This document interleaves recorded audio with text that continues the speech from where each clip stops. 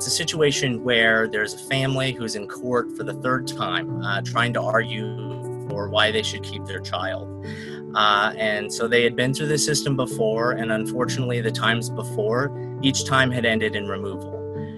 So the court system had gone through this, and the court system being as stretched and overworked as it is, kind of just seemed to be going through the motions of removal again. Well, then a new CASA gets assigned to the case. A fresh pair of eyes gets to come in and see this family and see the growth that some of them have made, and decides that they are not for removal and they want to try to make it work. So what they do is, on top of advocating for the child, making sure that the child is doing well, they ask the parents a little bit more as to what's leading them. So, for example, they asked one of the bio parents about their work situation because they seemed frustrated about it. And after hearing about it, the CASA volunteer said, "Okay, well, let's see your resume."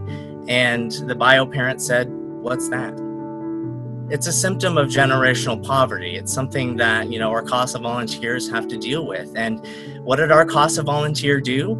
Well, they asked them to give a list of work experience and skills that they learned in those jobs and actually help put it down on paper for them. Our CASA volunteers said that once that parent saw their work experience, their years of work that they thought, because it was an entry-level job, it didn't count, on paper, it completely changed their attitude.